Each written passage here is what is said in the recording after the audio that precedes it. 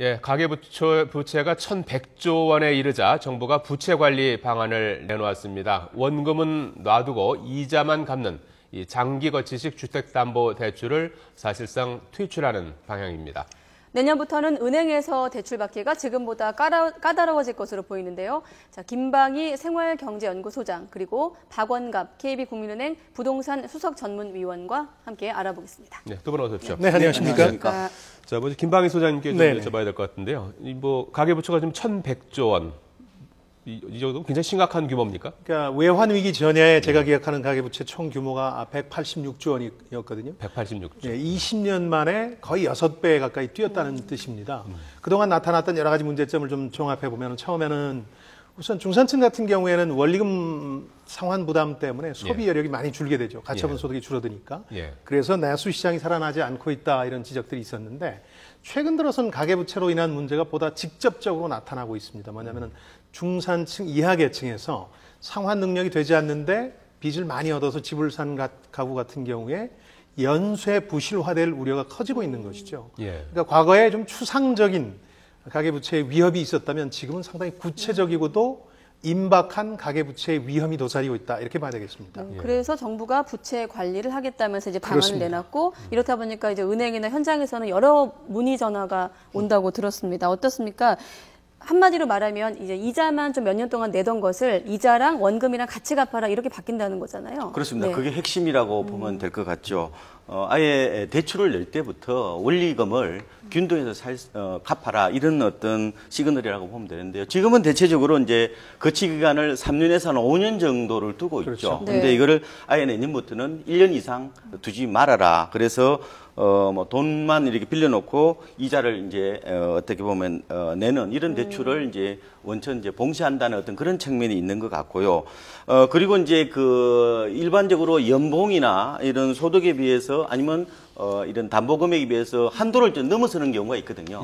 그런 경우에는 아예 그 비율만큼 이제 대출에 대해서는 원리금을 이제 분리 상환하도록 분할 상환하도록 이제 의무화한다는 이런 게 어떻게 보면 핵심 내용이라고 볼 수가 있을 것 같습니다. 이게 이제 내년부터 시행이 되는 거 아니겠습니까? 그렇습니다. 내년부터 시행이 되면은 은행들은 이게 뭐 의무적으로 이렇게 해야 되는 겁니까? 아니면은 뭐 정부에서 이렇게 지도를 이렇게 하겠다는 겁니까? 지금 전반적으로 이제 그 내용들은 일정 부분에 대해서는 어떤 주택 기금이라 할까요? 그쪽에 해당되는 부분도 있고 또 일부는 또 일반 시중은행에 대해서도 적용하는 부분들로 이렇게 나뉘고 있는 것 같습니다.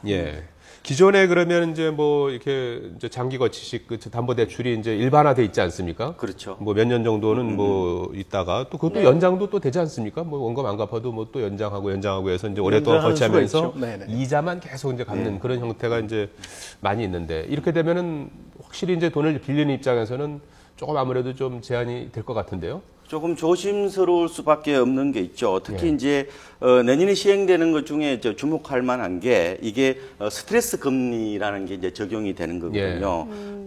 근데 이제 변동금리로 빌릴 경우에는 아무래도 이제 금리가 올라가면은 그만큼 부담이 늘어날 수밖에 없지 않겠습니까? 그 부담액만큼 이제 대출의 양을 좀 줄이는 겁니다. 그래서 일각에서는 이제 뭐 스트레스 금리를 적용하면은 금리가 올라가는 게 아니냐 이렇게 오해하고 있는 경우 있는데 금리는 올라가지 않고 빌릴 수 있는 대출 금액이 이제 금리 인상 예측분만큼 올라간다 이렇게 보시면 됩니다. 제일 궁금해하시는 게 이제 금리의 변화 부분하고 분할 상환을 어떻게 적용할 거냐인데 이제 15년 이상의 주택 대출 같은 경우는 이제 무조건 이제 분할 상환 쪽으로 유도하겠다는 거고요.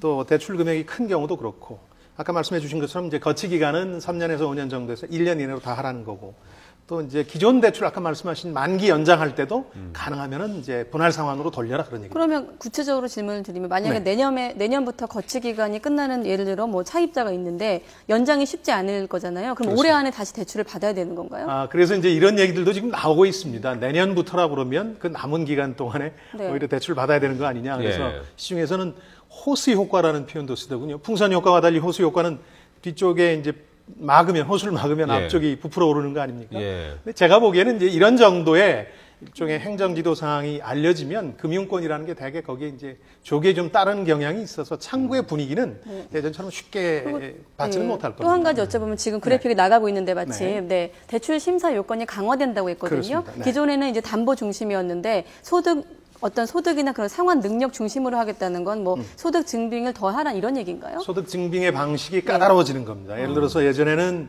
자영업자들이 소득을 증빙할 때 마땅한 서류가 없으면 뭐 카드 사용액이라든지 추정해서 자기 매출액을 신고하거든요. 이 금액을 소득으로 보고 이제 해줬는데 이제는 그건 안 된다.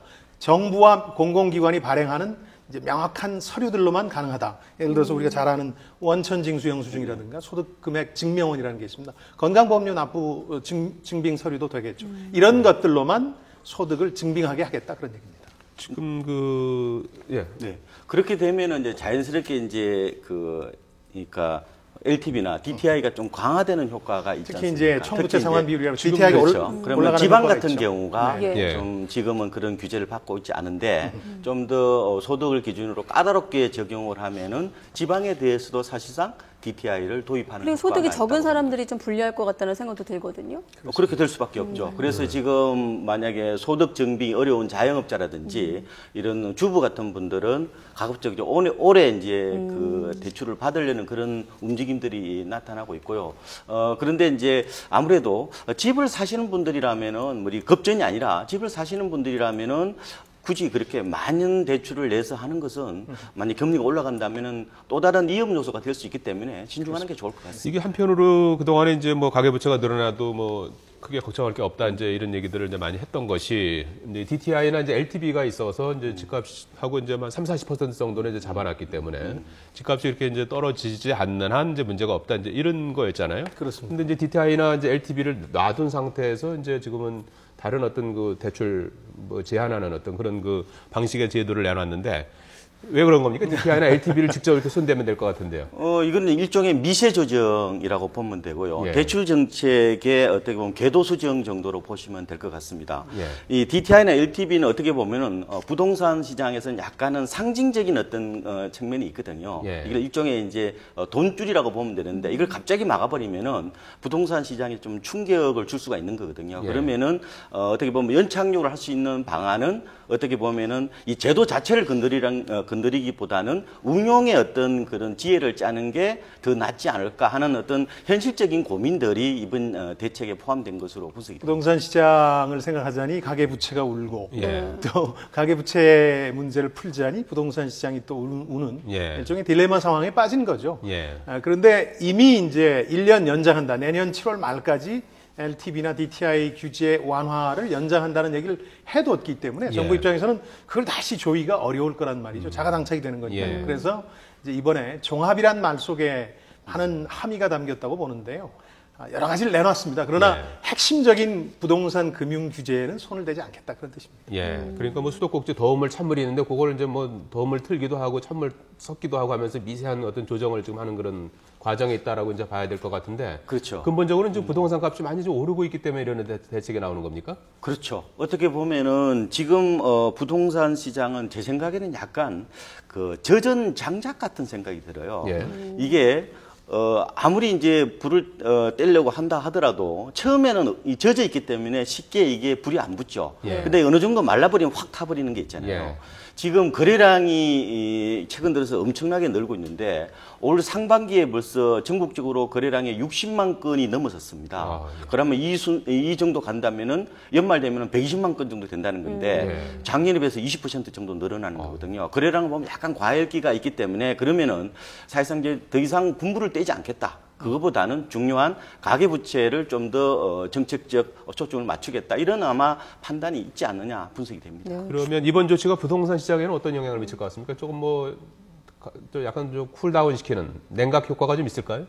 일단은 시행은 내년부터지 않습니까? 예. 그래서 아마 뭐 선제적으로 나타나지 않을까 싶기도 하고. 예, 그런데 지금 제가 어제 중개업소에 전화해 보니까 뭐 그렇게 당장은 뭐 반응은 없는 것으로 예상이 되고 일단은 아마 눈치 보기를 하지 않을까 생각이 듭니다. 그런데 분명한 것은 전반적으로 보면은 부동산으로 유입되는 이 돈을 좀 줄이겠다는 거 아니겠어요? 예. 그러면은 시장에 참여하는 사람들이 좀 줄어들 수밖에 없고 그러면 내년부터 거래량이 약간 감소하지 않을까 생각이 들어요. 왜냐하면은 최근에 이제 집을 사시는 분들은 뭐 이 다주택자들이나 부자들이 사는 게 아니라 이 전세난에 쫓겨서 어쩔 수 없이 집을 사야 되는 이 30대 이런 세입자들이 많거든요. 실수요자들? 이분들은 말하자면은 대출을 많이 내죠. 그러니까 긴 지렛대가 필요한 분들인데 아무래도 좀 까다롭게 심사를 하게 되면은 몸을 좀 사릴 가능성이 있지 않느냐. 몸도 사려야 되고 제1은행권에서 받아주지 않으면 또 제2금융권으로 넘어갈 가능성도 높지 않습니까? 풍선 효과라는 건데요. 그러면 또 말하자면. 가계대출 늘어날 수도 있는 건데. 그러다 보니까 이번 네. 종합관리 방안에는 이금융권에 대한 감시 감독을 강화하겠다는 분야도 분명히 들어 있습니다.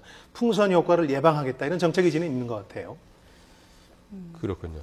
뭐 일각에서는 그런 것 같아요. 언제는 뭐 빚을 내서 이제 뭐 집사라고 이제 권하는 것 같더니 뭐 얼마 되지 않아서 또 다시 이렇게 또 찬물을 끼얹는 게 아니냐, 이제 이런 그 약간 좀 오락가락하는 게 아니냐 이런 지적에 대해서 어떻게 평가를 하십니까? 앵커께서 샤워실 수도꼭지 돌리는 비유를 들어주셨잖아요. 예. 경제학에 실제 그런 용어가 있습니다. 샤워실의 바보라는 용어인데요. 예. 우리 정부의 이 부동산과 가계부채 정책이 좀 샤워실의 바보 같은 면이 좀 있어요. 예. 조금씩 시차를 두고 잘못 돌려서 차갑게 느껴지면 뜨거운 물을 확 틀면 이제 뜨거워서 다시 찬물을 돌리고 하는 그런 시행착오가 많은데 이 경우가 그렇다는 겁니다. 왜냐하면은 지난해 그 LTV DTI는 부동산 시장의 관점에서는 뭐 규제 완화를 환영할 만한 일이겠지만 가계부채가 매달 7, 8조 원이 늘게 만드는 일종의 가속 페달 역할을 좀 했어요. 근데 지금 와서는 브레이크를 밟을 수는 없고 그러니까 두 가지 핵심적인 규제를 빼고 지금 여러 가지 다양한 찬을 내놨거든요. 그래서 제가 수저가 빠진 다양한 밥상이다 이렇게 종합관리 방안을 가지고 얘기를 했는데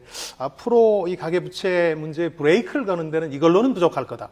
결국은 다시 담보인정 비율, LTV, 예. 총부채 상환 비율, DTI를 손은 대는 쪽으로 가지 않겠느냐. 근데 그렇게 보고 있습니다. 너무 수도꼭지를 자주 바뀌다 보니까 그러니까 이제 말입니다. 네. 받아들이는 입장에선 너무 좀 일관성이 없네 이런 지적이 나올 수도 있는데 그런데 여기에 이런 측면이 보완책이 있을 있어야 거예요. 될 것 저는 이제 같아요. 현실적으로 말씀을 드리면은 부동산 시장이 과거와는 달리 이게 관성이라든지 쏠림 현상이 좀 강한 것 같아요. 이게 이제 그 변동성이 좀 커지는 어떤 그런 모습이죠. 과거는 달리. 그러다 보니까 어떻게 보면 탄력적으로 정책을 할 수밖에 없는 어떤 그런 것도 있지 현실적인 않을까. 여건들이. 이게 아마 반영이 된 것으로 분석이 됩니다. 예. 뭐 현실적인 좀 조언을 해주신다면 어떻습니까? 내년부터 이제 뭐 이렇게 대출 받기가 조금 더 좀 어려워진다면 아직 뭐 올해 하반기가 좀 남아 있기 때문에 연내 뭐 집을 실수요자 같은 경우는 구매하는 게 낫겠습니까? 그렇게까지 지금 불확실한 상황이 여전히 많은 상황에서는 조금 뜸들이기를 해도 저는 나쁘지는 않겠다는 생각이 들어요. 근데 다만 지금 막상 전세 기간이 만기가 됐다.